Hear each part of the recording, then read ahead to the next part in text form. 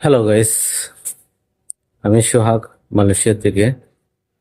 আমার ভিডিওটা I hope একটা আপনাদের কিছু জানা হবে এবং কিছু শিখবেন, কিছু বুঝবেন। আমরা কিন্তু মালয়েশিয়াতে আছি আপনার 2014 সাল থেকে 2026 সাল যাচ্ছে এখানে বসবাস করতেছি মালয়েশিয়াতে। আর কেউ কেউ কিন্তু মালয়েশিয়া থেকে অ্যাপ্লাই করতেছে অন্য দেশে যাওয়ার জন্য।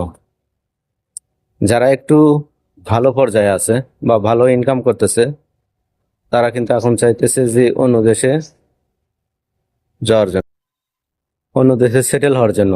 যেমন সিঙ্গাপুরে, আপনার ইতালিতে, আপনার ফ্রান্স, জার্মানিতে।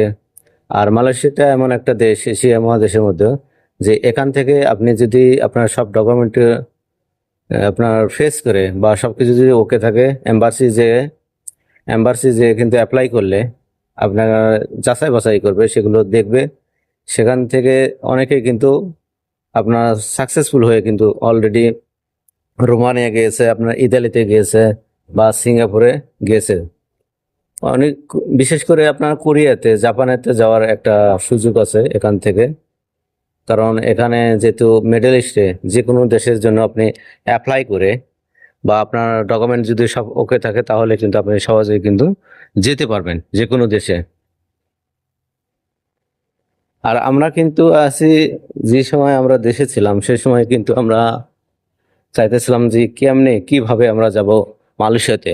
আর এখন মালয়েশিয়াতে এসে কেউ কেউ কিন্তু অন্য দেশে, ইউরোপ কান্ট্রিতে বা মিডল ইস্টে সেটেল হওয়ার জন্য কিন্তু চেষ্টা করতেছে এবং অলরেডি সাকসেসফুল হয়েছে সবাই।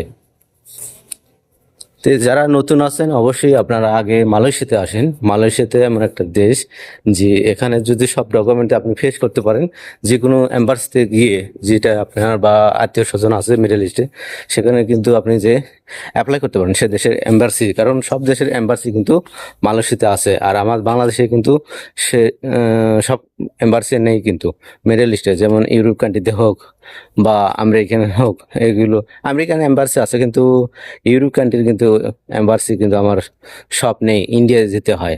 আর এখানে এলে কিন্তু আপনি সব দেশের এম্বাসি পাবেন এবং আপনি যদি ভালো সুযোগ সুবিধা পান, আপনার নামে কোনো ক্রাইম না থাকে, আপনার সব কাগজপত্র ডকুমেন্ট সব ওকে থাকে, তাহলে কিন্তু যে কোনো দেশের অ্যাপ্লাই করতে পারবেন। তে আপনারা যারা অর্থবান আছেন বা অনেক শিক্ষিত আছেন, আসেন কষ্ট করে দেখেন। 2026 সালে যেহেতু কন্ট্রাক্ট ফর্ম শুরু হয়ে গেছে, মালয়েশিয়ার কার্যক্রম চলতেছে, কলিং ভিসার অতি তাড়াতাড়ি এটা হওয়ার সম্ভাবনা আছে। বিশেষ করে অলরেডি কিন্তু মায়ানমার থেকে, নেপাল থেকে কিন্তু লোকজন ঢুকতেছে। আমার দেশেও আসবে, একটু সমস্যার কারণে কিন্তু এই দেশের সরকারের পর্যায়ে এবং বাংলাদেশের দু পর্যায়ে কিন্তু আলোচনা চলতেছে। তো যাই হোক, সবাই ভালো থাকুন, সুস্থ থাকুন। অবশ্যই এই ভিডিওটা সবাইকে শেয়ার করে, বেশি করে সবার দেখার জন্য সুযোগ করে দেন। সবাইকে ধন্যবাদ। আল্লাহ হাফেজ।